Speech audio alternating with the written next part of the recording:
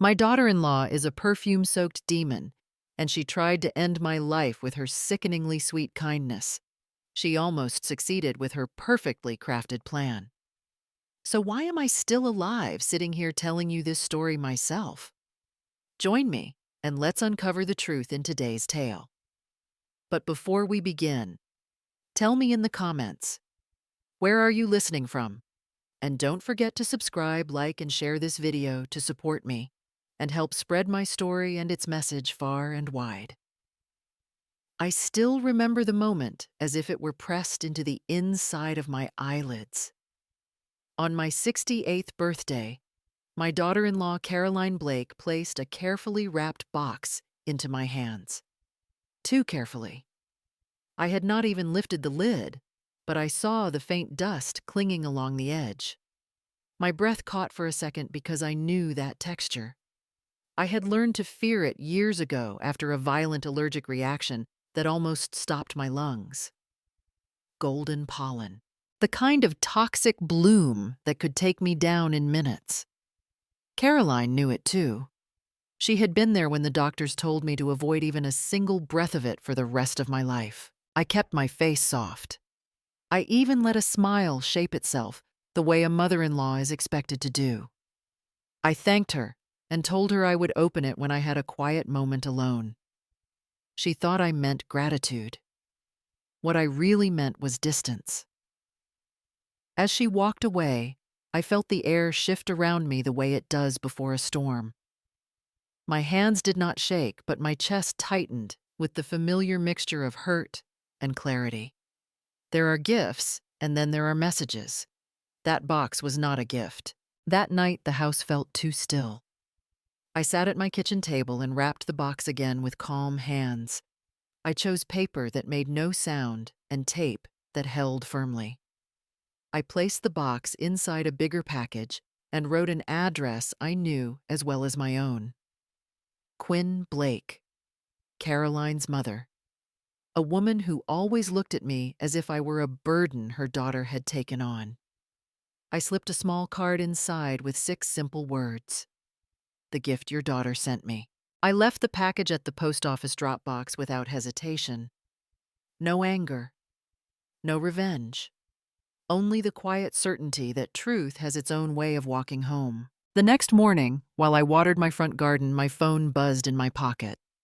Sirens were wailing on the other end of the line. I heard someone shouting for oxygen. Then another voice saying she cannot breathe. Later, they told me that Quinn opened the box right at her kitchen island. The dust lifted the moment the lid moved. She collapsed before she understood what was happening. 2 minutes without breath can feel like a lifetime. For her, it nearly was. I stood there with the hose still running between my fingers, watching water darken the soil. A quiet birthday morning had turned into an emergency call across town. And I knew this was only the beginning. When I think back to the beginning, I realize the cracks were there long before the birthday box. I just chose not to see them. I was Skylar Haywood, the woman who spent 40 years building a fashion empire with my own hands. 2 boutiques in prime districts, each one carrying my name and my reputation stitched into every seam. When my son Daniel married Caroline, I wanted to believe I was gaining a daughter, not losing a legacy. Out of love and maybe a little foolish hope, I handed her the managerial role for both stores so that Mark and I could finally take the long trips we had postponed for decades. I thought Caroline would find confidence in responsibility. I thought it would anchor the family together. I thought too much from the heart and too little from the head. Even then, I kept the ownership papers in my name and Mark's name. We both agreed never to place family assets outside legal safeguards. It was not distrust. It was simple prudence learned the hard way from years in business. That decision would become the quiet line of protection I never expected to need. The boutiques might have been under Caroline's hands, but the signature that mattered was still mine. At first, she was everything a mother-in-law wants to see. Soft-spoken, eager, humble in that overly rehearsed way young women sometimes imitate.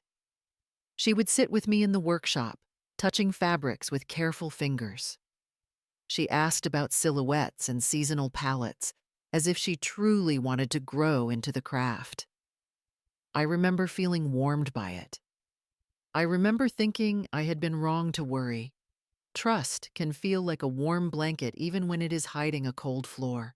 But the first warning sign arrived quietly, like a loose thread you ignore because you want the dress to be perfect.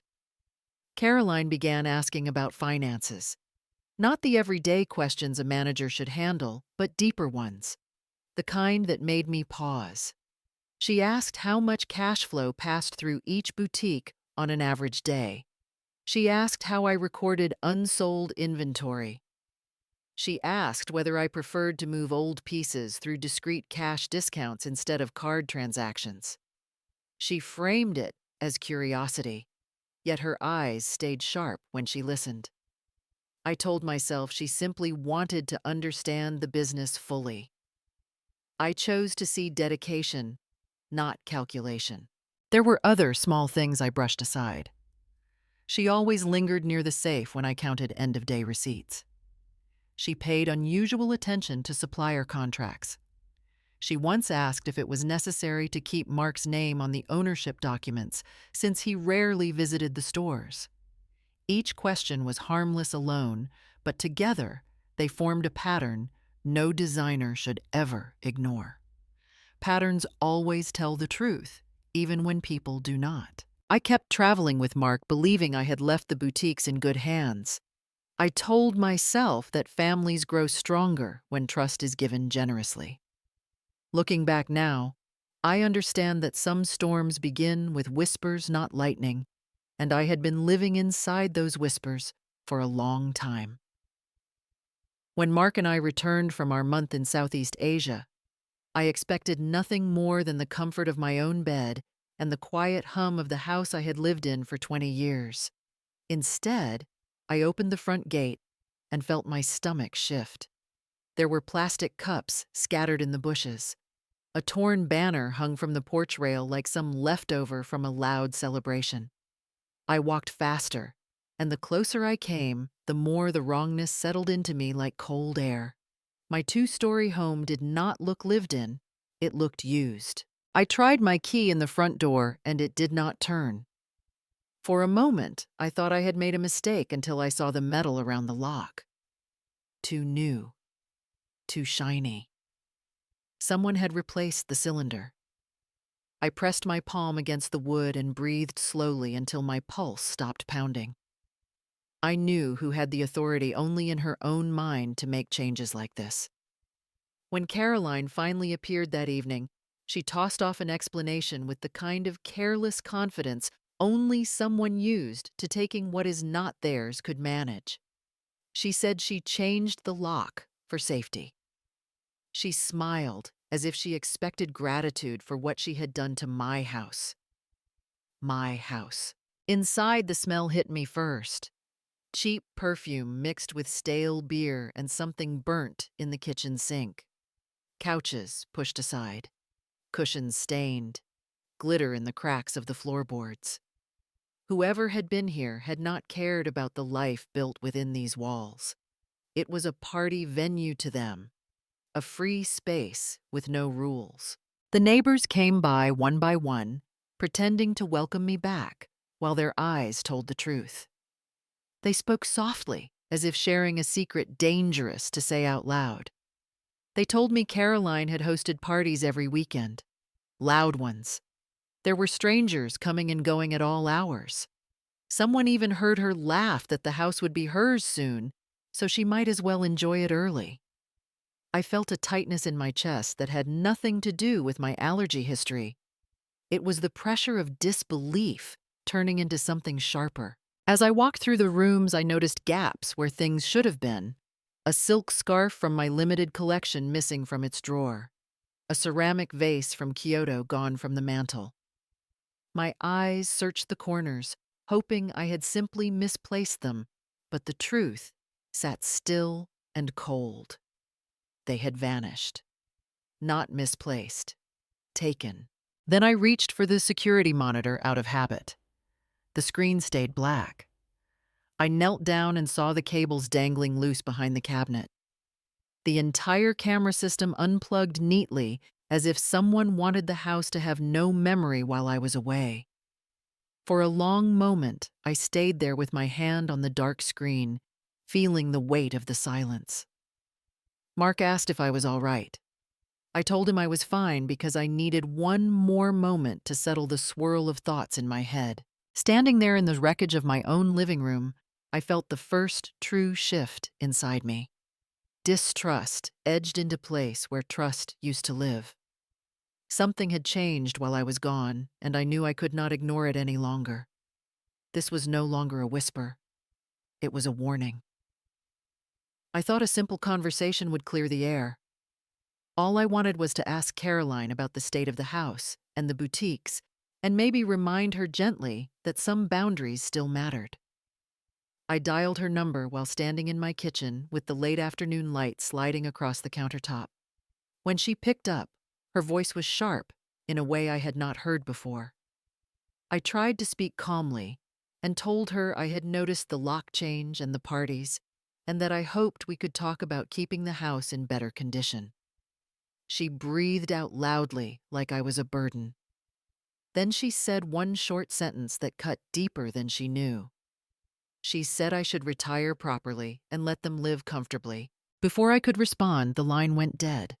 Not a slow click, a hard one. As if she wanted me to know the conversation was not welcome. I tried calling again. The call went straight to voicemail. Within minutes, my text messages showed undelivered. When I checked her contact, a small message appeared, telling me the number had been blocked. I stood there with the phone in my hand, feeling something inside me fold in on itself. Disagreement is normal in families, but blocking is something else. Blocking is closing a door and pushing a bolt across it. Blocking is what people do when they have something to hide. I sat at my desk and tried sending an email. It bounced back instantly. Then I opened my social media pages and discovered I could no longer see hers at all. Her name vanished like a stone sinking underwater. The complete cutoff felt intentional, calculated, and far from impulsive. It was the behavior of someone who did not want to be seen. Not by me. Not by anyone who might question what she was doing while I was gone. A cold thought crossed my mind, and I hated that it felt reasonable.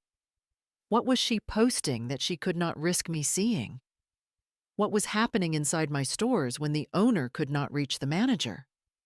What was going on in my own home that required the cameras to be unplugged and my number to be blocked? Silence can sometimes be louder than confrontation, and in that moment I heard every inch of it. Mark found me sitting at the table staring at my phone. He asked if I had reached Caroline. I told him everything. The lock, the parties, the missing things, the blocked calls. He leaned back slowly and rubbed his forehead, and for the first time since we handed her the management keys, he looked uncertain. He asked if giving her control of the house and the stores had been too risky. His voice was soft, but the question landed with weight. It told me he had seen the same warning signs even if he had tried to dismiss them. I felt a heaviness in my chest, not from anger, but from the sadness that comes when trust begins to crumble, layer by layer. Something was wrong. Not imagined. Not exaggerated. Real. And now there was no denying it. The distance Caroline had created was not space, it was a wall. And behind it, something was moving that I needed to uncover. I kept telling myself that if anyone could bridge this growing distance, it would be Daniel. He had always been the gentle one, the boy who used to sit in my studio sketching beside me, the young man who called every Sunday no matter where he was. But marriage can change people, and in Daniel's case, it changed him in ways I never expected. After he married Caroline, his calls grew shorter, then less frequent. He canceled family dinners with excuses that sounded rehearsed. He said Caroline was tired, or she preferred a quiet evening, or she did not feel comfortable around too many people. Slowly, our traditions slipped away like loose threads pulled one by one. When the incident with the blocked calls happened, I thought surely Daniel would understand.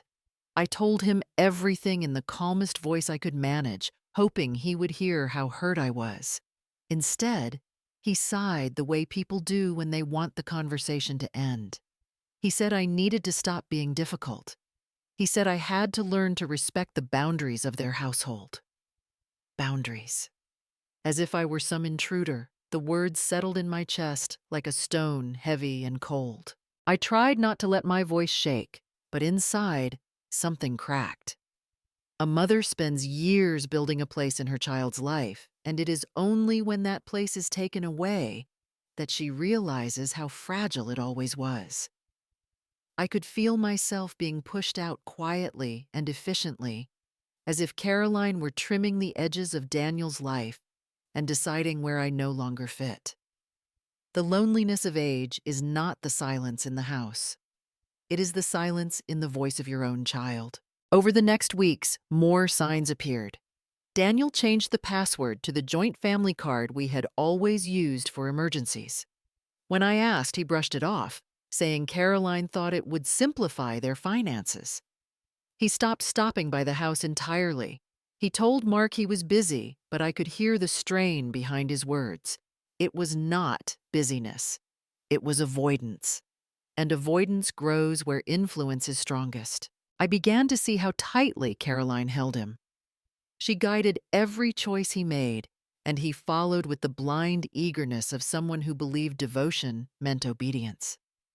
She controlled his schedule. She screened his calls. She convinced him that independence meant cutting off old ties.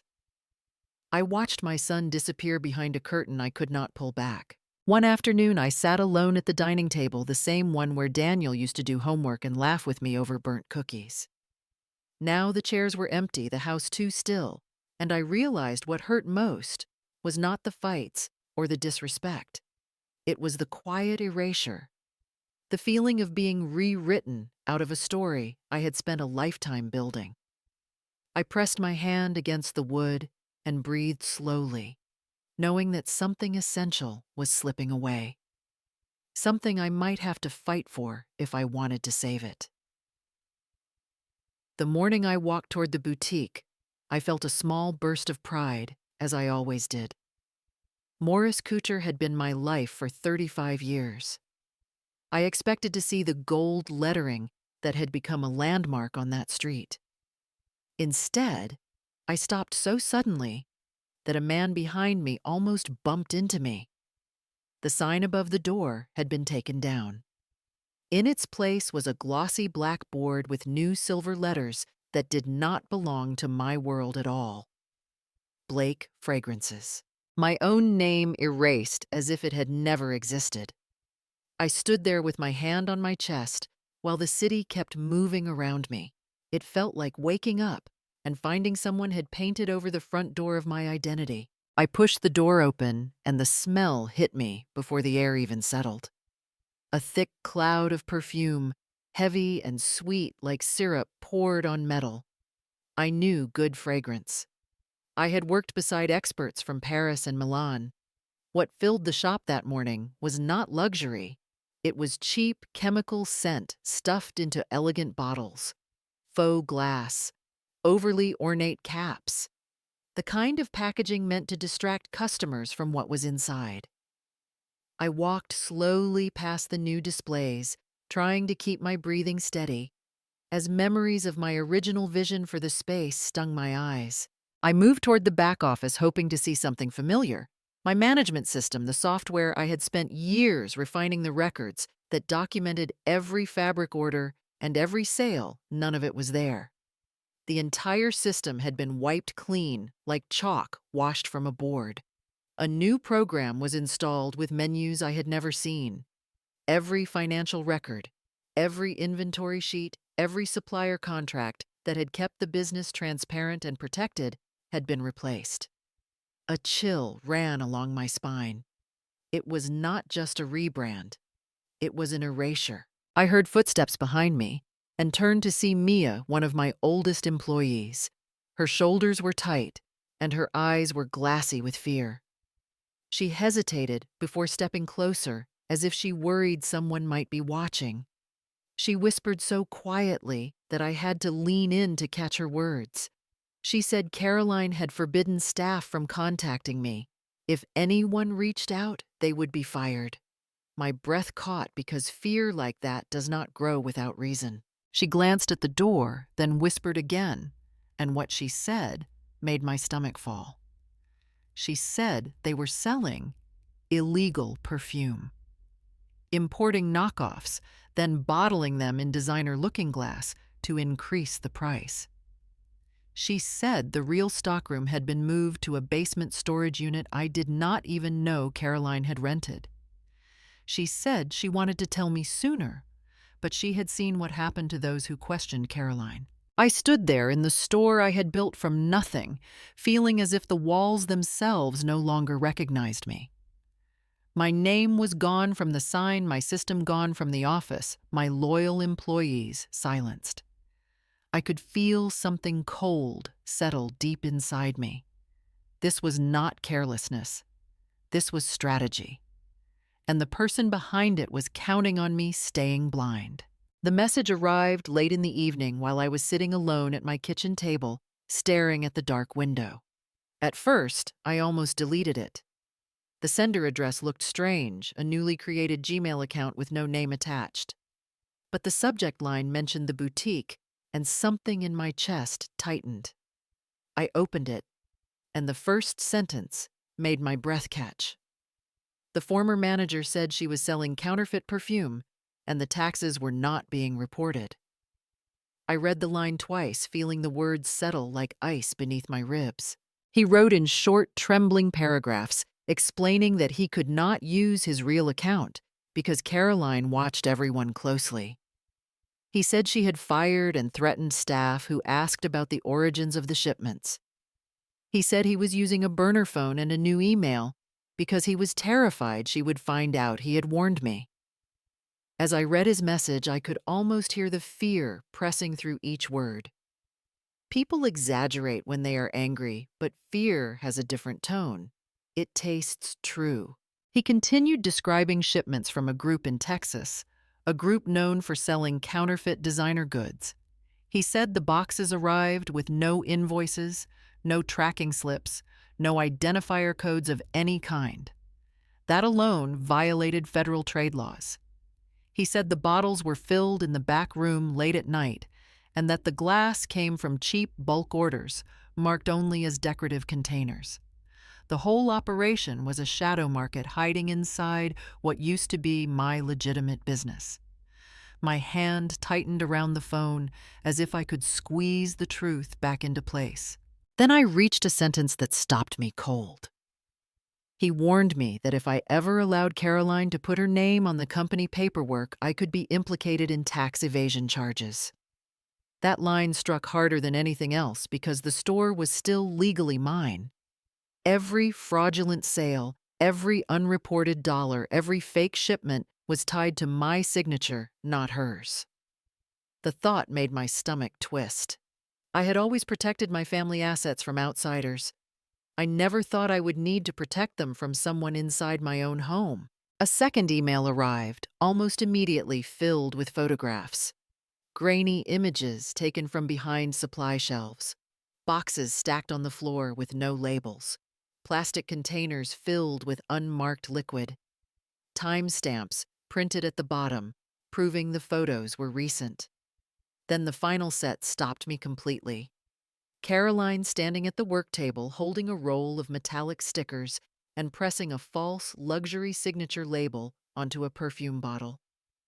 Her posture calm, her focus sharp, as if she had done it 100 times. I sat back slowly, the edges of the phone digging into my palm. Everything I had tried to believe, everything I had tried to excuse was falling away piece by piece. This was not mismanagement. This was a criminal operation running under my roof and under my name. And someone out there was brave enough to risk everything just to warn me. The air felt colder than the room itself, and for the first time, I felt the full weight of what I was up against. I showed Mark the messages as soon as he walked through the door. He listened without interrupting, then asked me to hand him my phone. He read every line slowly, the way a former attorney dissects a deposition. When he finally looked up, his expression had changed. It was the look he used to have in court when he knew the truth was darker than the client had admitted. He told me calmly that confronting Caroline now would be the worst thing I could do. He said the moment I accused her, she would wipe every file, destroy every shipment record, and claim I was interfering with the business out of jealousy or spite. He reminded me that people like her often flip the narrative before anyone can question them. He sat beside me and lowered his voice, as if the walls might be listening. He explained that the legal risk was not just emotional. The stores were still under my name. If there was tax evasion, the IRS would see me first before they saw her. He said investigations like that do not stop at the surface. They dig. They follow signatures. They freeze accounts. Hearing his words felt like a hand closing around my throat.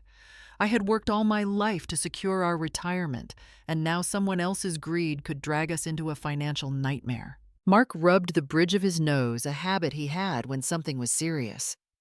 He told me he had handled a similar case years ago.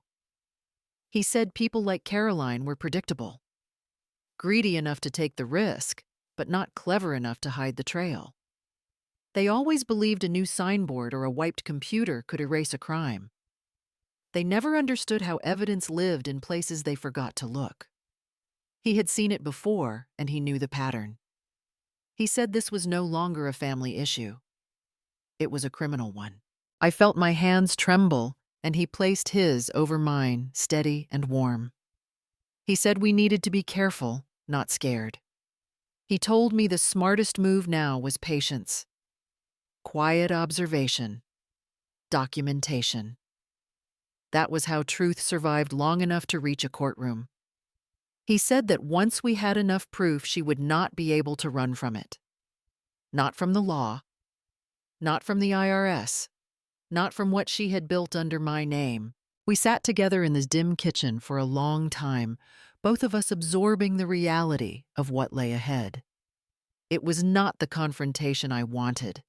I had imagined screaming, asking why, asking how she had turned my life into this. Instead, what we faced was heavier, colder, and far more deliberate. Mark finally spoke again, telling me we needed to prepare for a long fight. No confrontation, no shouting, no warnings. We would gather evidence piece by piece until the weight of it crushed her in front of a judge. I nodded slowly, feeling something shift inside me. It was no longer fear. It was resolve. Whatever Caroline thought she had taken from me, she had underestimated the one thing I never lost: my ability to stand watch and wait for the right moment to strike. Hiring a private investigator was something I never imagined doing at this age. But the night we signed the contract, I realized how far things had already gone. Mark and I sat across from the investigator, a quiet man with sharp eyes, who seemed to understand more from what we did not say than from what we did. He assured us he had handled cases like this before, and that people who thought they were clever usually made the same predictable mistakes. Within a week, he began sending us updates that made my skin tighten with every new line. He wrote that Caroline received large shipments at night, always after the staff had gone home. The delivery trucks never parked in front of the store. They used the alley headlights off loading boxes through the back door with surprising speed. He sent photos taken from across the street, showing her unlocking the door in the dark, pulling in crates with no labels. The investigator said this was classic behavior for anyone trying to avoid documentation. No signatures, no witnesses, no paper trail. At the same time, the financial analyst we hired began reviewing the store's accounts. He spent days comparing reported numbers with actual inventory movement. When he called us one evening, his voice held none of the polite distance professionals usually maintain. He told us the revenue Caroline reported was 60% lower than what should have been recorded. 60%. He cited IRS Section 7201, the federal guideline for tax evasion, and said the pattern fit the statute perfectly. Underreporting income, concealing sales, manipulating receipts, all done under my name. The more he dug, the worse it became. He discovered that Caroline bought counterfeit perfume for around $5 a bottle. She then rebranded it as Skylar Limited Edition and sold it for $180 each. Hearing my name attached to a lie like that made my stomach twist. It was not only criminal, it was personally humiliating. My work, my reputation, my decades in fashion turned into a sticker she slapped on a cheap bottle to make a quick profit. The investigator continued his surveillance and soon noticed something else. The store's camera footage had missing segments, not glitches, clean cuts, always on the nights Caroline received shipments. The timestamps jumped as if entire hours had been removed. He checked the system himself and confirmed that the missing clips had been deleted manually. Someone erased every moment that could show what was being brought into the store. It was intentional, planned, repeated. Mark and I sat together in the living room while reading the reports, the weight of everything pressing down on us. Each piece of evidence felt like a brick added to a wall that Caroline had been building behind our backs. But the stronger that wall grew, the more determined I felt. What she was hiding was coming into the light, piece by piece. And once the truth is fully visible, no wall can stand against it. I closed the file and felt something settle inside me. Not anger, not fear, certainty. We were getting closer. The deeper we dug, the more the truth twisted into something I could barely recognize as my own life. One afternoon, the investigator arrived with a series of photographs printed on thick paper. He laid them on our dining table without a word. The first image showed the back of our 2-story house barely lit by a street lamp. A small delivery truck pulled up to the alley gate. The next picture showed Caroline stepping out in leggings and a hooded jacket, signing for the delivery, as if she were receiving groceries. Except it was close to midnight. The timestamp from a neighbor's outdoor camera proved it. She had turned my home into a secret warehouse. More photos followed. Stacks of unmarked boxes pushed against the interior wall of my garage. A faint outline of my own holiday decorations shoved aside. I felt the breath leave my lungs. This was my home, my safe place, and she had been using it like a storage unit for smuggled goods. No wonder the house had felt different. No wonder the locks had been changed. It was not to keep strangers out. It was to keep me blind. When I checked the basement, I noticed small things missing. Gift boxes I had saved from Morris Couture. Branded paper bags I kept for special clients. Decorative ribbons I used during holiday launches. They were all gone. Later, the investigator confirmed what I already suspected. Caroline had been using my belongings as packaging props for her illegal perfume line. The thought of her selling fake products dressed up in pieces of my life made my skin prickle. She had not only stolen my business, she had stolen my home and folded it into her scheme. The next discovery was worse. The investigator found a locksmith who remembered Caroline. She had requested an extra set of keys to my house, claiming she needed them because she was helping an elderly relative. When he showed us the signed receipt, I felt my throat tighten. My privacy, my security. The place where I woke every morning and slept every night had been opened to her without my consent. It was not negligence. It was calculated intrusion, and the law did not treat that lightly. Then the financial analyst called with his own findings. Some credit card transactions from the store had been routed to a secondary account under the name of a supposed cousin of Caroline. But when he ran the identity through public records, nothing came back. The person did not exist. It was a shell, an invented relative used to siphon money off the books. The kind of miniature laundering scheme people set up when they believe no one is watching. Except now someone was. Mark stood behind me while I looked at all the evidence spread across the table. Photos of deliveries, screenshots of accounts, receipts from the locksmith. Each piece told the same story. Caroline had turned my house into a warehouse, my possessions into tools, my name into a shield, and my business into a crime scene. And yet, as the weight of everything pressed down on me, I felt something unexpected rise up. Not despair, not fear, resolve.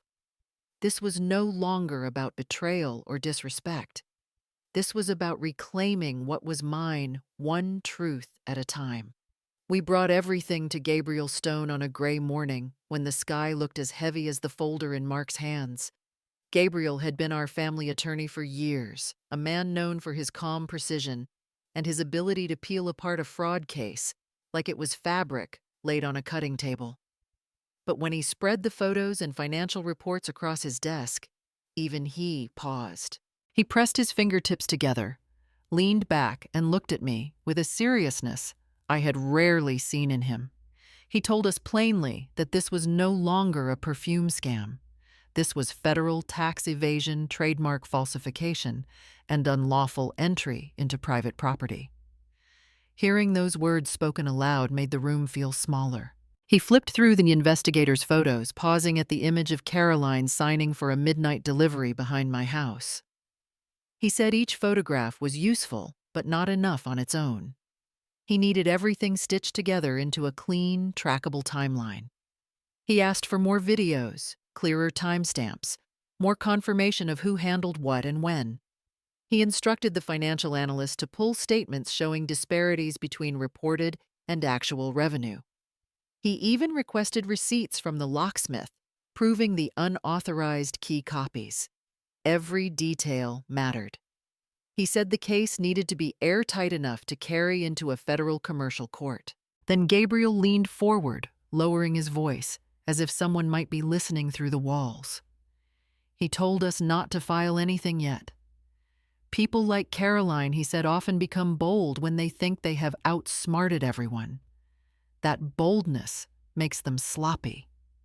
He called it a silent strike strategy. We gather everything quietly. We observe.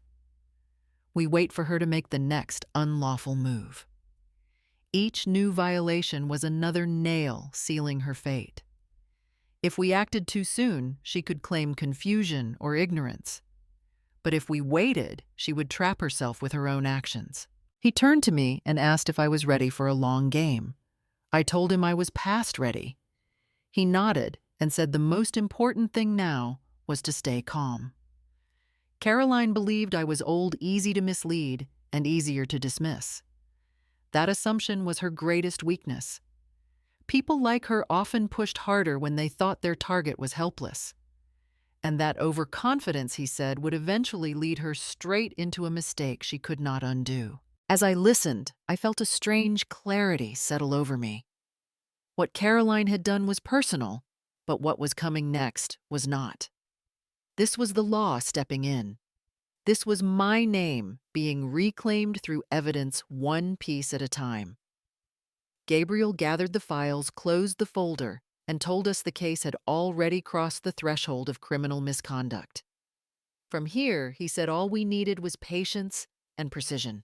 I walked out of his office with the weight of fear lifting just a little, replaced by something calmer, quieter, and far more powerful. The truth was no longer hiding. It was preparing. 3 days before my 68th birthday, the message from the investigator arrived while I was sorting laundry. I opened it without thinking and felt the room tilt just a little. He wrote that Caroline had begun researching my allergy. Not casually, not out of concern. He said her search history showed specific terms: goldenrod pollen toxicity, anaphylaxis elderly, natural allergic death. I read the words again and again while my fingers went numb. These were not the searches of someone trying to help.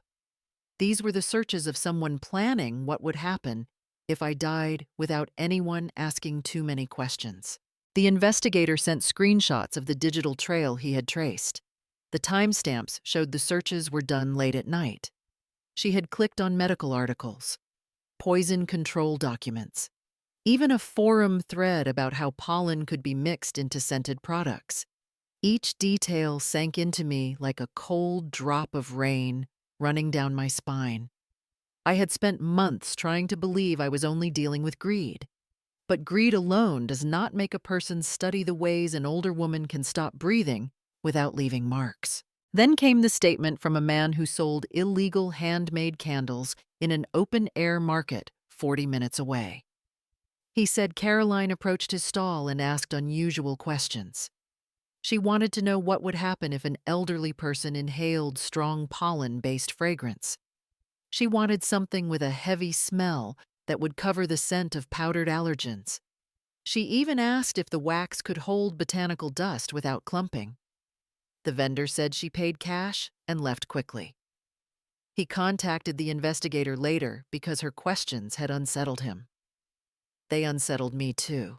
A nurse from our local clinic also came forward.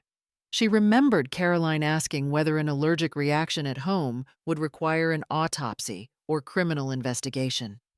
The nurse had brushed it off at the time, but when the investigator traced the pattern, she realized the question had not been harmless curiosity. Hearing that made something inside me go still. I could almost hear my heartbeat in my ears, slow and heavy. I had opened my home, my business, my family to this woman, and she had been opening medical logs looking for ways to end me quietly. The last evidence came from the camera facing the side entrance of my house. The investigator sent the footage with a note telling me to sit down before watching. The video showed Caroline standing at my back door 2 nights earlier. She was alone, wearing gloves, checking the window locks, glancing at the kitchen through the glass as if measuring the space. She looked around, stepped back, then leaned in again as if rehearsing where to place something. The sight of her silhouette in my doorway felt like a cold hand closing around my lungs. I sat very still after finishing the report. All the missing pieces suddenly clicked together in a terrible shape. This woman was not only stealing from me, not only lying, not only destroying my business. She was preparing a plan that required me not to survive it. And for the first time, I understood that the birthday gift she planned for me was never meant to be opened by someone who would still be breathing afterward. The moment I finished reading the investigator's report, everything inside me aligned into one cold and terrible realization. Caroline did not need poison. She did not need violence. All she needed was my allergy. A reaction that could stop my breathing in minutes and leave almost nothing behind. Anaphylaxis in older adults is common across the United States. It is often written off as a tragic medical accident. Unless someone leaves a clear trail, it is rarely treated as a crime. And Caroline understood that better than anyone. I sat at the edge of my bed, feeling the weight of that truth settle into my bones. She knew my medical history. 10 years ago, I had collapsed in the emergency room after brushing against a bouquet filled with the wrong kind of pollen. Mark and I had thought the incident behind us, but for some reason, Caroline had remembered every detail. She had gone with me to a few follow-up appointments when she first joined the family, pretending to be helpful. That meant she had heard the doctors warn me to avoid certain allergens forever. She knew exactly what could trigger me. She knew exactly how fast it worked, and she knew how quiet it could be. The legal risk of it all struck me with a force that made my hands shake. If I died from an allergic reaction, the police would label it a household accident. No forced entry, no signs of struggle, no weapon. Just an older woman who inhaled something wrong. And while my body was being wheeled into an ambulance, Caroline would be standing there with access to my stores, my accounts, and my home. She was already acting as if she owned them. My death would only remove the one person who could question her. I tried to imagine the aftermath, and the picture terrified me. The stores still carried my name. Any investigation into tax evasion or illegal perfume shipments would collapse the moment the legal owner was gone. Caroline could say I handled the books. She could claim confusion or poor health. She could paint herself as the grieving daughter-in-law who was left to untangle my mistakes. Without me there to contradict her, she could rewrite every line of the story, and the silent strike Gabriel planned would never reach the courtroom. Then the motive became painfully clear. The boutique was being monitored. The investigator was watching every shipment, every sale, every missing camera clip. Caroline had to know something was closing in on her. But instead of stopping, she became bolder, as if racing against time. My sudden death would give her the perfect escape, the perfect cover, the perfect opportunity to bury every crime under the image of a tragic allergic accident. I sat very still, letting the pieces lock into place. She wanted the kind of ending no one questions: a clean death, a natural cause, a story that did not require investigation. And for the first time, I understood that the danger was no longer just around me. It was aimed at me, directly, quietly, intentionally. I felt a cold calm settle over my chest. She wanted an accident, but I was still alive. And now I knew exactly what she was preparing. The next set of evidence arrived in a folder the investigator placed gently on our table, as if he understood that what lay inside would hurt in a different way. He told me to read slowly. I tried, but by the second page my hands were already cold. The report began with a Venmo screenshot. Caroline had sent money to the illegal candle vendor, the same man who had already described her unusual questions. The payment note was short and almost cheerful. Special candle order. No tax record. No business account. Just a direct transfer meant to disappear into the noise of online payments. But nothing about it was innocent. The investigator then included the vendor's written statement. He said Caroline did not simply ask for a candle. She brought her own packet of goldenrod pollen, the same allergen that had nearly killed me 10 years ago. She handed it to him in a small plastic bag and told him to mix in more than the usual amount. Much more. Enough to cling to the wax. Enough to release dust when warmed. Enough to trigger a reaction in minutes if the person was sensitive. My throat tightened as I read his words. She had not stumbled into danger by accident. She had engineered it. He continued by describing the packaging. Caroline asked for a luxury-style gift box, thick ribbon layers heavy, wrapping the kind meant to hold scent inside until the moment it was opened. The vendor explained that ribbons with dense fibers trap fragrance more effectively. She nodded and requested the thickest kind. She wanted the smell to bloom instantly when the lid came off. She wanted the victim to inhale before thinking. I sat back in my chair, feeling the weight of each detail. This was not a careless act or a quick impulse. This was design intent, crafted slowly and deliberately. Then came the part that chilled me most.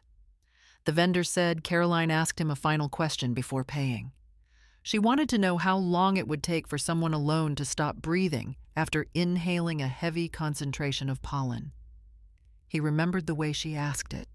Calm, curious, not nervous, not hesitant, as if she were planning a schedule, as if she needed to know how much time she had to be somewhere else. When I reached that line, I closed my eyes.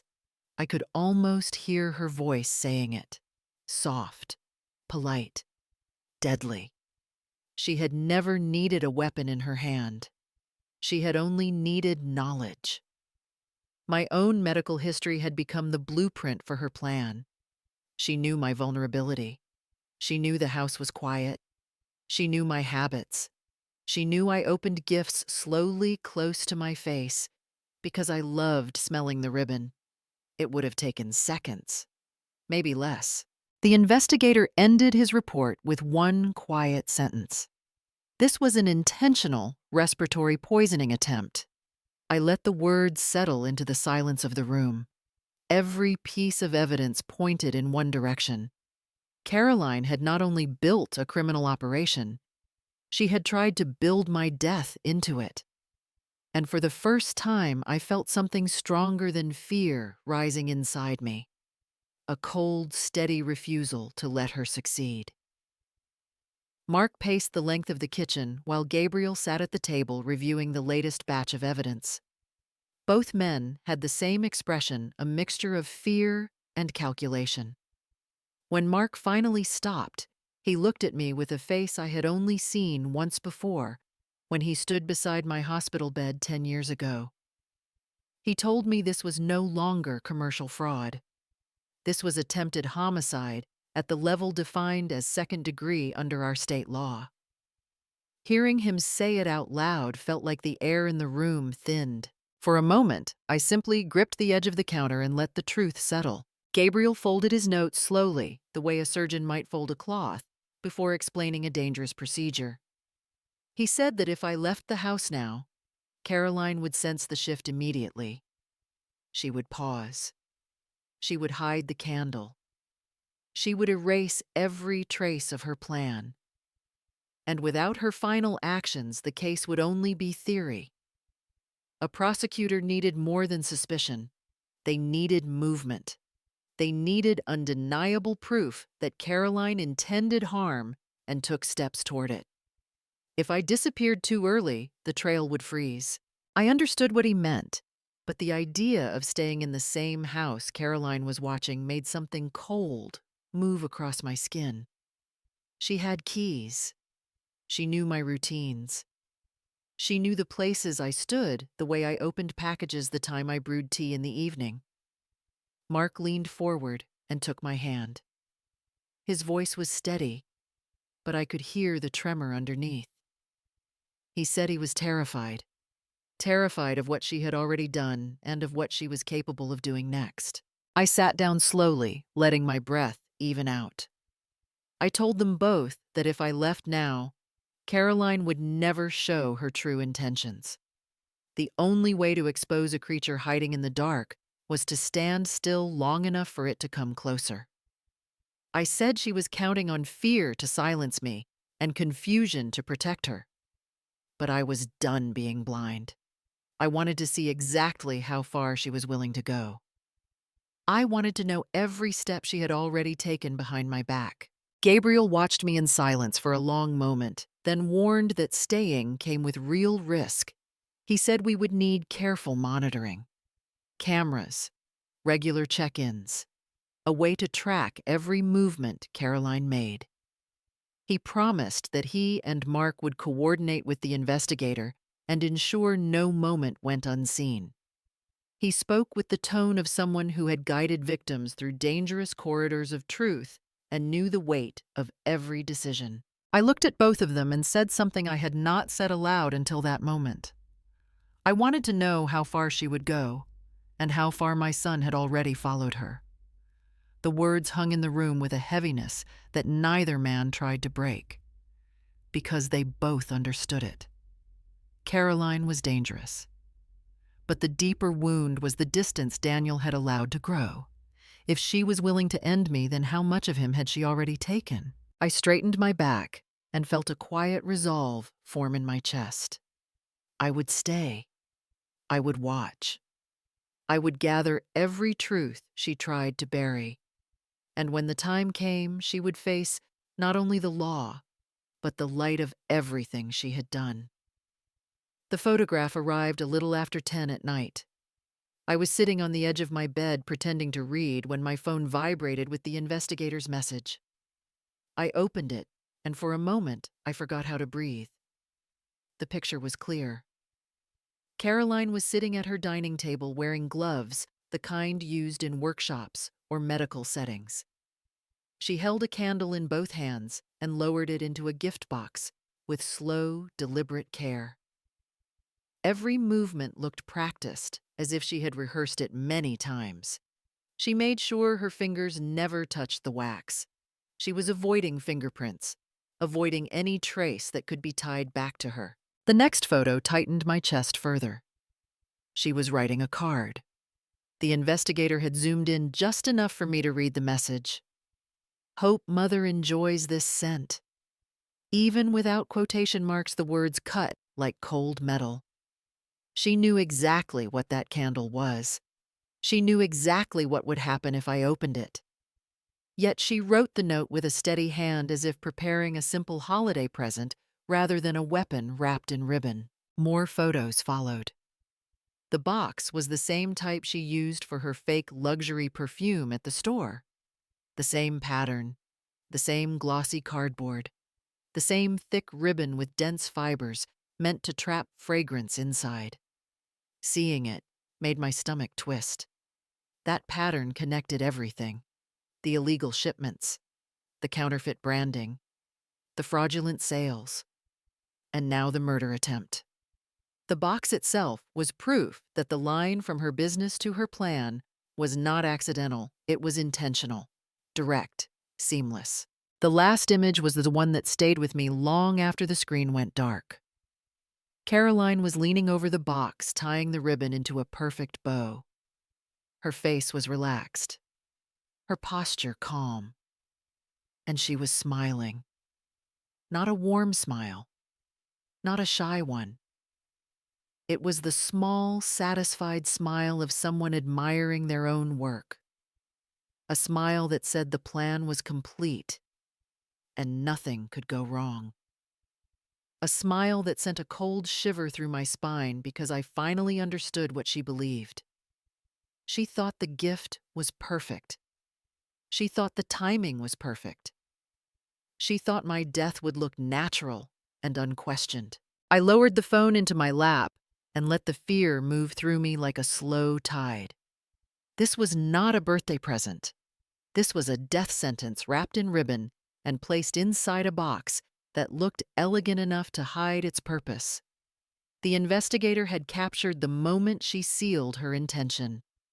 Every photograph was a piece of the truth she thought she had concealed. I sat there for a long time, letting the images settle in my mind. Tomorrow I would receive that box. Tomorrow she would expect me to inhale, and tomorrow she would expect silence. But I was still breathing, and I was done being blind. I waited until the house was completely still before touching the box again.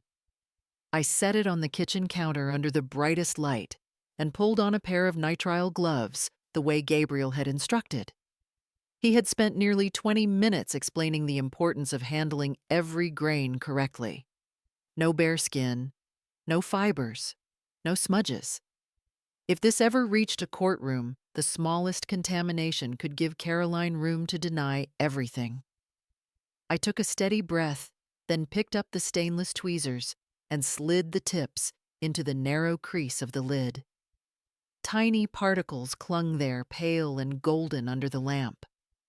I lifted them one by one, placing each grain on a clean sheet of laboratory paper. My hands were steady only because my anger held them still. Gabriel had arranged everything with a private laboratory he trusted, a facility known for analyzing botanical toxins the same type used in several federal investigations. He told me their reports were detailed enough to stand against the toughest cross-examination. When I sealed the sample in the sterile pouch, I felt a quiet certainty that the truth was now captured in a form Caroline could never argue with. It was no longer suspicion. It was matter and evidence. I prepared the shipping envelope exactly as Gabriel taught me. No tearing, no corrections. I filled out the tracking slip in slow, deliberate handwriting, then placed the pouch inside. The overnight courier arrived just before midnight, a tall young man who had no idea he was carrying something that could determine the difference between justice and a hidden crime. I watched his truck pull away and felt a knot in my chest loosen. The chain of custody was intact. No break in possession. No question about how the sample traveled from my hands to the lab. For the rest of the night, I kept the house dark and quiet. I moved through the rooms without turning on lights, listening to the ordinary sounds I had once taken for granted. A faint hum from the refrigerator, the soft click of settling wood. My own breathing steady but sharpened by purpose. I checked my phone only once. Caroline had posted another cheerful family photo, a smiling dinner table staged with perfection. To anyone else, it looked like a celebration. To me, it was proof that she believed everything was unfolding exactly as she intended. I did not comment. I did not call. I did not show a single sign of movement. Silence was my shield. Let her think the plan was working. Let her believe I was still the same trusting woman she had counted on. While she smiled for the camera, I was gathering every thread of truth she had scattered behind her. When I finally lay down, the house felt different. Not safer, but clearer. I knew the next step would come when the lab results arrived. And when they did, the first piece of her perfect plan would belong not to her, but to me. The results arrived the next afternoon in a secure email from the laboratory. I sat at the kitchen table with my laptop open, the sunlight falling in a thin line across the wood, and for a moment, I could not bring myself to click the file. When I finally did, the report unfolded on the screen with clinical precision. The first page stated the concentration level. The amount of goldenrod pollen embedded in the candle wax was 5 times higher than what could cause a mild reaction in a healthy adult. 5 times. Enough, the report said, to trigger a level 3 anaphylactic shock in anyone with a documented allergy. My name, my medical history, my vulnerability suddenly became numbers on a chart confirming exactly what Caroline intended. I scrolled slowly through the technical details. The lab quantified each particle, measuring the presence of allergenic proteins and identifying them by botanical markers. Then came the legal assessment, printed in bold language. The report stated that this substance could not appear in a candle naturally. It did not belong to fragrance oils. It did not enter wax by accident. It had been deliberately added in concentrated form. The wording was firm and unmistakable. Intentional adulteration. That phrase alone sent a cold wave through me because it meant the law would see what I already knew. This was no accident. It was design. When I reached the next section, the air seemed to leave the room. The report included microscopic images of the pollen grains, enlarged, defined, unmistakably goldenrod. Their jagged outlines and dense spikes were visible as clearly as stars on a black sky. The lab attached these images so a judge or jury could see what lay hidden inside the candle. Evidence that spoke without emotion, without interpretation. Proof that Caroline had handled the pollen with her own hands and mixed it into something meant to reach my lungs. I printed a copy to keep with the other documents, and my fingers trembled slightly as the pages slid out of the machine.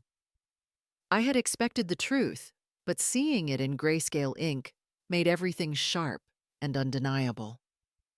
I sent the file to Gabriel, and within minutes he called. His voice was low, steady, but edged with something heavier than concern. He said that if I had opened the candle as intended, inhaling the first rush of trapped particles, I could have collapsed before the ambulance even left the station.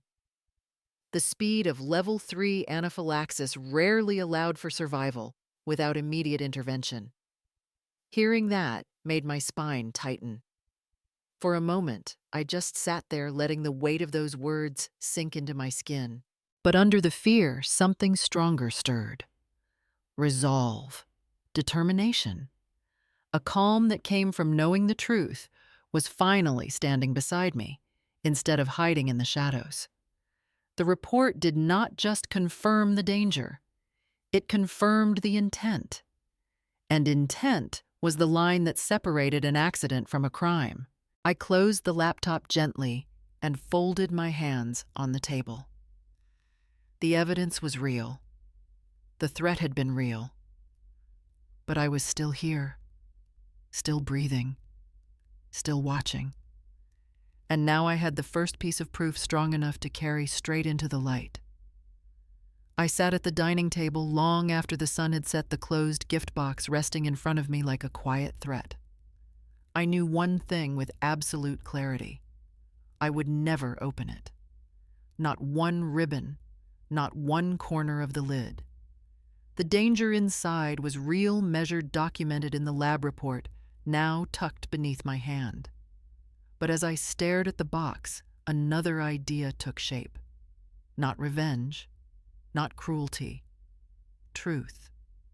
Pure, unfiltered truth delivered to the one person Caroline believed would never question her. Quinn Blake. Quinn, who always looked at me with thinly veiled disdain, who once told Caroline that older women used stubbornness the way others used weapons. Quinn, who joked at a barbecue that I was old enough to start donating my jewelry before memory loss makes it pointless. She had raised Caroline with the belief that elders needed to be pushed, manipulated, even punished if they became too attached to their belongings. I used to dismiss her comments as ignorance. Now I saw them differently. They were seeds she had planted long before I ever entered the family. Caroline adored her mother. She confided in her. She bragged to her. The investigator had repeated one line Caroline told Quinn more than once. Just a few more years, and the store, the house, the assets from Daniel's side will all be mine. And Quinn had believed every word. Quinn thought her daughter was clever, strategic, a young woman who knew how to secure her future. She never imagined that same cleverness could twist into something poisonous. She never imagined her daughter could weaponize an allergy. And she certainly never imagined that the plan Caroline designed for me could just as easily reach her. But I had paid attention. I remembered a detail Caroline once let slip in a moment of frustration. Her mother had the same reaction to goldenrod pollen that I did. Severe, fast, unpredictable. And that was when the idea crystallized. Caroline counted on Quinn never opening anything immediately, but the truth was different. Quinn loved gifts. She opened them fast, excited like a child at Christmas. Presentation mattered to her. Pretty ribbons, luxurious boxes, sentimental gestures. She would open this box the second it touched her hands. I held the package, weighing its terrible potential, then set it down with a calm resolve. I was not sending it to harm her. I was sending it to show her, to tear the curtain down from within her own home. If Quinn opened that box and felt the first wave of burning in her throat, if she saw herself gasping for air, her mind would not reach for excuses. She would know. Instantly. Irrefutably. Her daughter had crafted something meant to kill, and that knowledge would be a wound deeper than anything I could have inflicted. I wrapped the box again exactly as Caroline intended it to appear when it left her hands. Then I wrote a note in firm, even handwriting. A gift from your daughter meant for me. I sealed the envelope and felt neither hatred nor triumph, only clarity. The truth needed to reach the one person who had always defended her. The one person Caroline never expected would stand on my side. The one person whose awakening would destroy the illusion she had hidden behind for years. Tomorrow, Quinn Blake would open the box Caroline created, and for the first time, she would see her daughter without the veil. I wrote the card in the quietest hour of the night when the house seemed to hold its breath with me. I sat at my desk with a single lamp glowing over the paper, and I let my hand move slowly, deliberately, the way I used to write thank you notes when Mark and I first married. There was no anger in the strokes, no accusation, just one sentence, steady and clean. This is the love your daughter prepared for me. I paused after finishing it, letting the weight of the words settle. They were polite, almost gentle, yet sharper than anything I could have said out loud. Quinn would understand the meaning. She would feel it. And that was enough. I chose my neatest handwriting on purpose. Gabriel once told me that clarity is the shield of the innocent. Only someone unafraid writes in a calm, measured way. Only someone who is not hiding anything can let their pen glide without shaking. I wanted Quinn to look at that card and know instantly that I was not the one weaving shadows. She would see a message without rage, without spite. Just a mirror held up to her daughter's actions. When I placed the card inside the box, I put it directly on top of the candle exactly where Caroline had intended my own moment of discovery to land. First the scent, then the message. The order mattered. Caroline had planned for me to inhale before I could react. So Quinn would see the truth in that same sequence. The ribbon would release the trapped fragrance. The lid would lift. The first breath would carry danger, and the second would reveal the card. I did not want Quinn harmed. I wanted her to feel the confusion Caroline meant for me, the shock, the dawning realization, but not the pain, not the ending. I closed the lid softly, sealing the moment Caroline had choreographed with such confidence. Then I opened my phone and photographed the card and the placement inside the box, each angle, each detail. I saved the images in a locked folder, not as a threat, not as leverage, but as evidence. Proof that my intention was to reveal, not to injure. Proof that what I sent was not a weapon of my making, but a message built out of her daughter's own hands. When I sealed the outer envelope, I ran my fingers along the edges, the way I always do when mailing something difficult. There was no trembling, only stillness. Sending the box felt less like an attack and more like opening a curtain. For years, Quinn had defended Caroline without question. She believed every excuse, every smile, every story. She believed the world was unfair to her daughter. Tomorrow, when she lifted that lid, she would see the truth, without my voice forcing her toward it. She would see it on her own. I held the finished package for a long moment before setting it by the door for morning pickup. The house was quiet. My breathing was steady. And for the first time since this began, I felt the smallest pulse of strength returning to my chest. I had not struck out at anyone. I had simply shown what had already been made. And truth, once opened, has a way of doing the rest. Mark spent the early morning hours organizing every file we had gathered, spreading documents across the dining table until the wood disappeared beneath stacks of evidence. I watched him move with a precision I had not seen in years, the old habits of his legal career returning like muscle memory. When he finally pressed send on the encrypted email to Gabriel, more than 40 pages of documentation traveled with it. Photos of late-night deliveries, 2 conflicting sets of financial records, screenshots of illegal import invoices, video of Caroline applying counterfeit labels with steady hands. Every page was a thread, and together they formed a net she could no longer escape. Gabriel called within the hour, his voice calm, but sharpened with purpose. He said the file was already substantial enough to outline multiple criminal charges.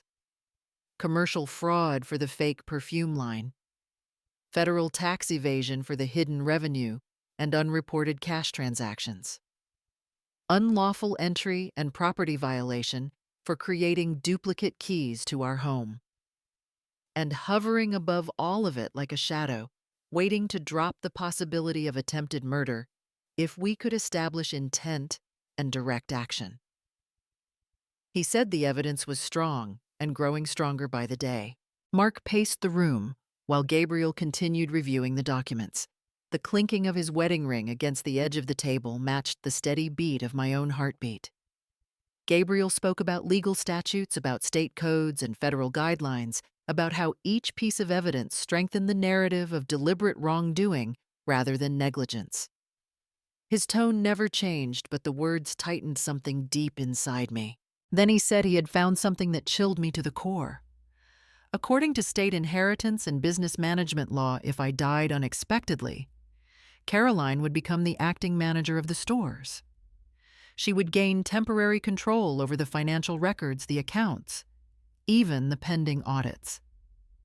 My death, ruled as a natural allergic reaction, would give her the perfect shield to bury every trace of tax evasion.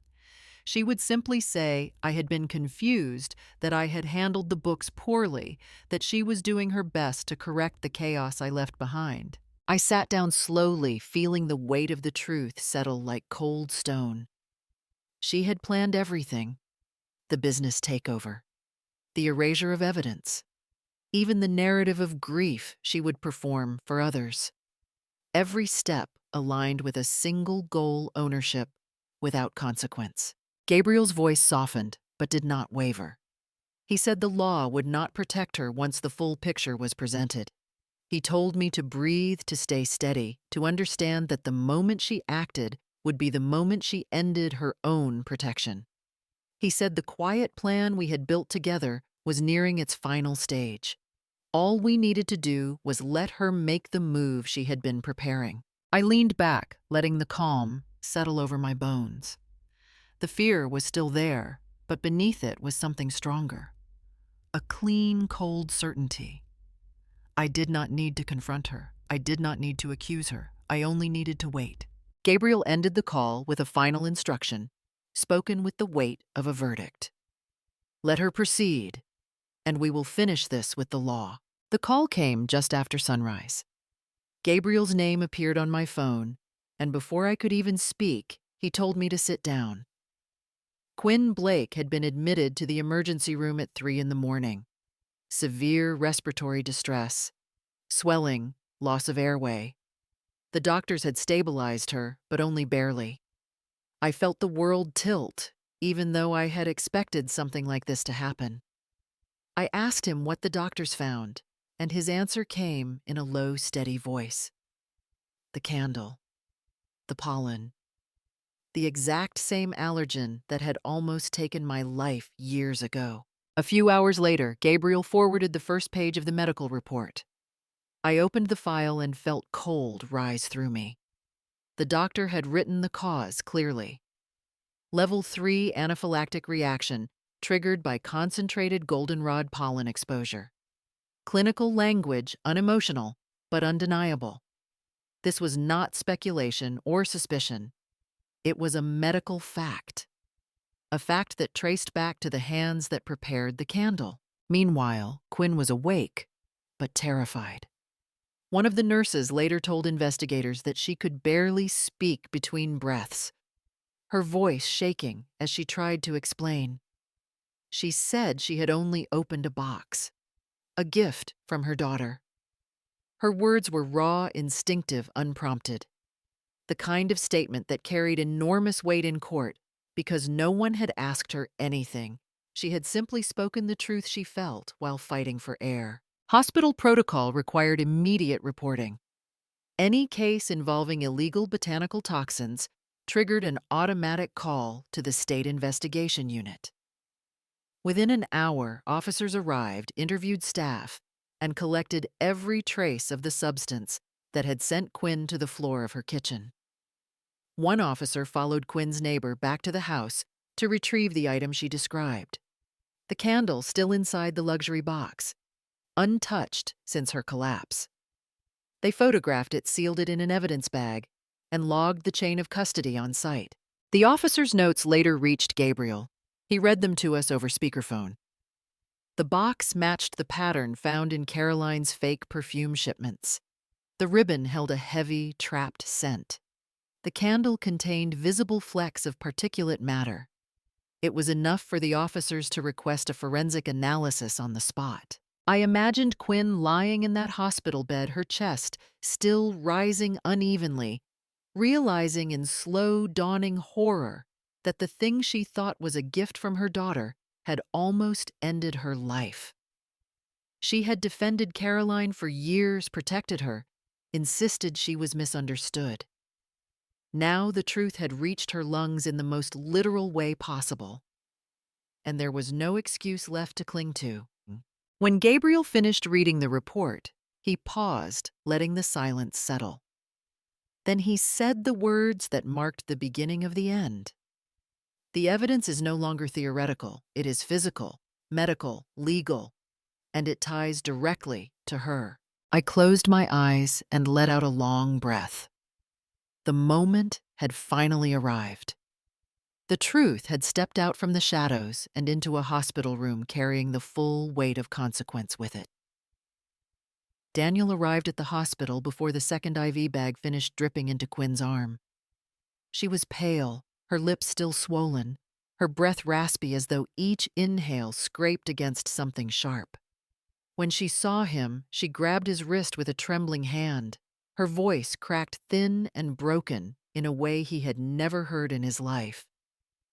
"Daniel, your wife. Your wife sent me this. She sent me that box.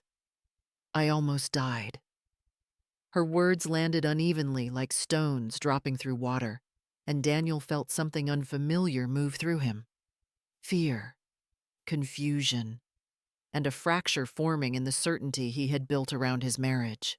He sat beside her trying to steady his voice, but Quinn kept talking, gasping between phrases. "I just opened it. Just opened it. From Caroline. And I couldn't breathe. Daniel, why would she send me that?" Why he had seen his mother-in-law's anger, her sharp opinions, her stubborn pride. But he had never seen her afraid. The fear in her eyes was real, raw, and not something she could fake, even if she tried. As he left her room and walked down the hallway, the noise of the hospital blurred into a dull roar. His mind began to thread memories together in a way he had avoided for months. The blocked calls from his mother. Skylar's quiet voice when she told him she couldn't reach him anymore. The store name suddenly changing without explanation. Caroline insisting it was temporary. Caroline saying his mother was dramatic. Caroline saying she needed space. Caroline saying Skylar didn't understand business. The excuses were piling up in his head now, no longer soft or reasonable. They sounded rehearsed, manipulated, wrong. Then another memory surfaced with a clarity that made him stop walking. One evening, months before, Caroline had casually asked him what exactly triggered his mother's allergy. Whether it was food, perfume, flowers. He remembered brushing off the question, thinking she was being curious or cautious. But the way she asked, he replayed it now. Calm.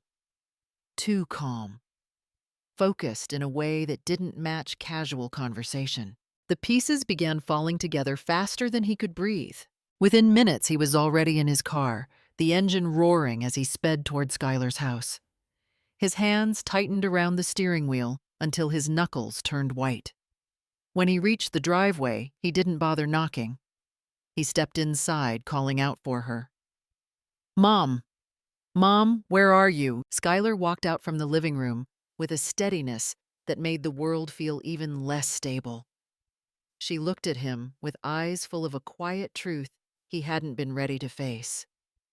Daniel swallowed hard before asking the question that had been burning through his chest. "Mom, did Caroline do something to you?" Skylar didn't argue. She didn't soften anything. She simply said, "Look for yourself." Then she placed a thick folder in his hands, the one Gabriel had assembled piece by piece. Photos, receipts, video stills, medical reports. Evidence that painted a picture so complete, so horrifying, that Daniel felt the ground shift beneath him. He sank into a chair, staring at the documents, breathing unevenly, as the truth finally pushed through every lie he had chosen to believe. Caroline did not expect the knock at the door to come so early. 2 officers stood on her porch, their uniforms crisp, their expressions unreadable. One of them read her name from a document, and informed her she was being brought in under an official summons issued by the court. This was not an invitation for a conversation. This was not a polite request. She was to come with them immediately. Her face froze for a moment before she tried to twist it into something fragile and wounded.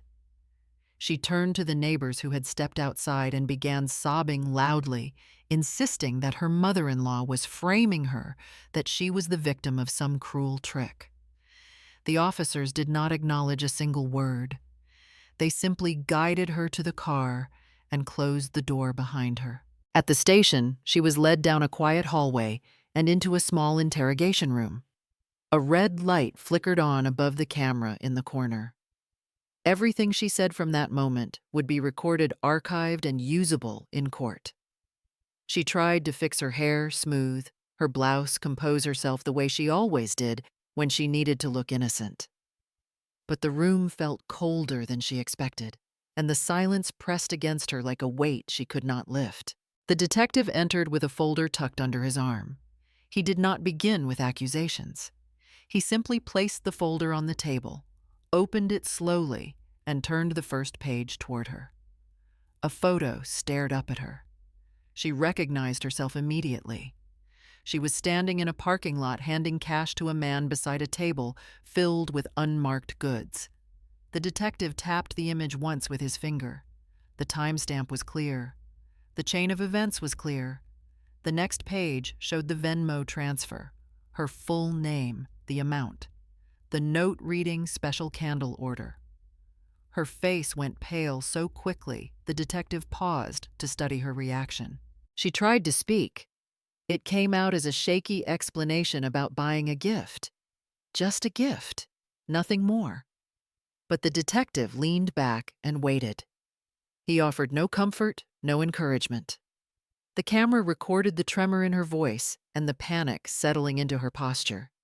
She wiped her palms on her skirt, but they only grew more damp. He then added another sheet to the table. It was a screenshot of her searching for toxic pollen levels on a public browser. Another page. A still frame from a neighbor's footage capturing her receiving a late-night delivery at Skylar's back door. Another page. A matching luxury gift box identical to the one Quinn had opened moments before collapsing on her kitchen floor. Her breath quickened.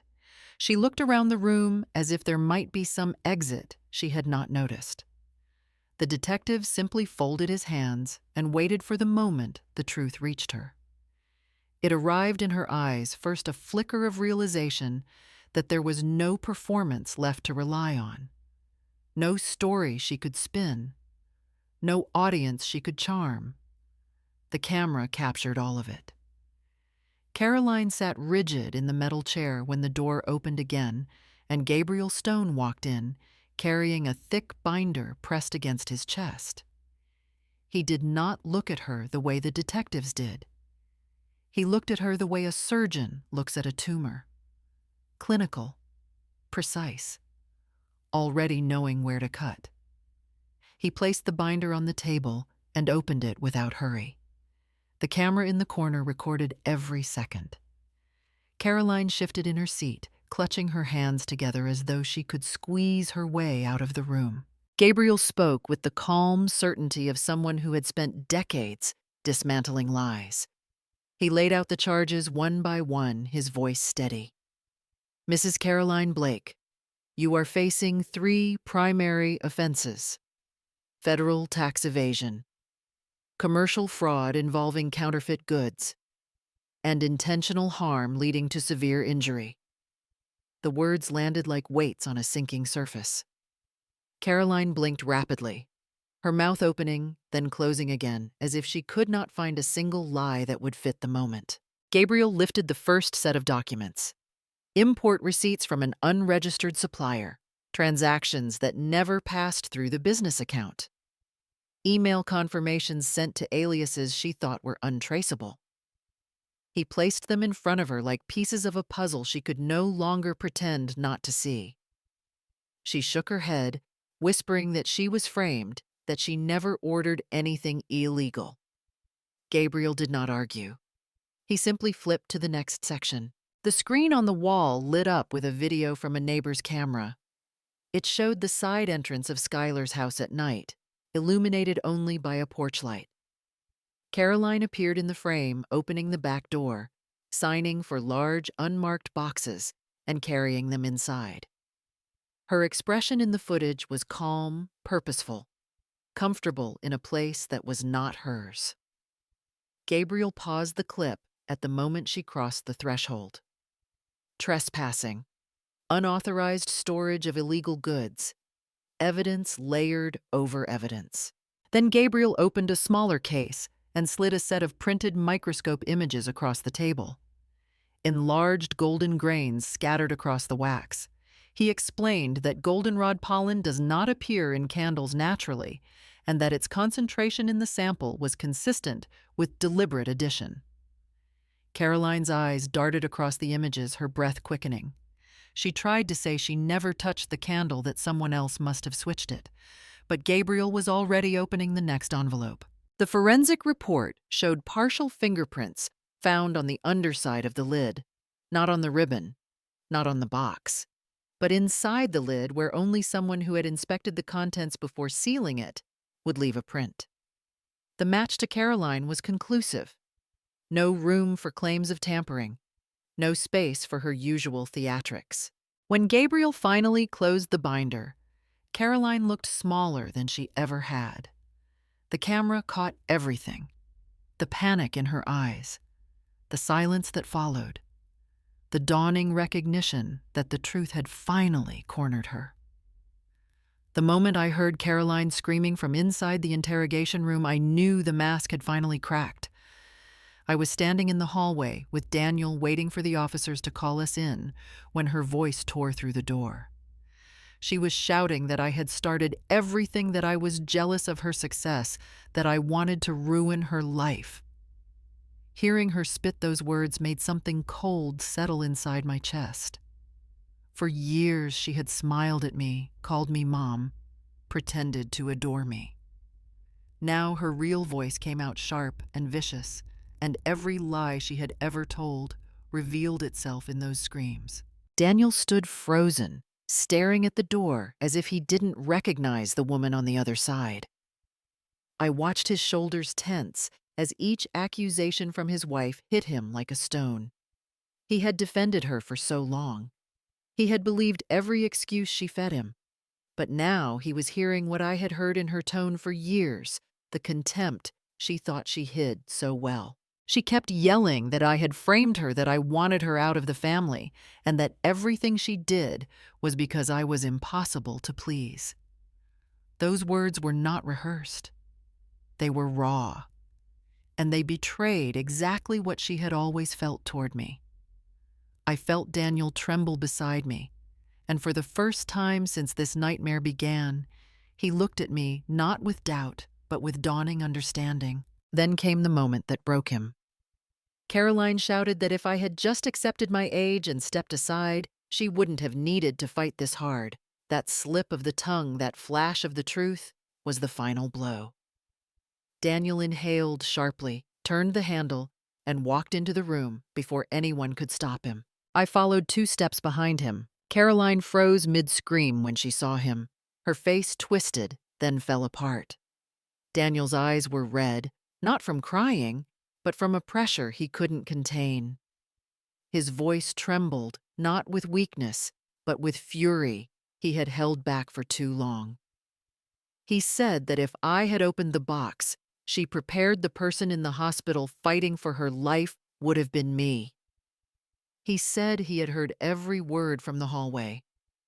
He said he wanted to hear from her own mouth why she wrapped that candle. I stood behind him, silent. Caroline's knees seemed to unlock beneath her.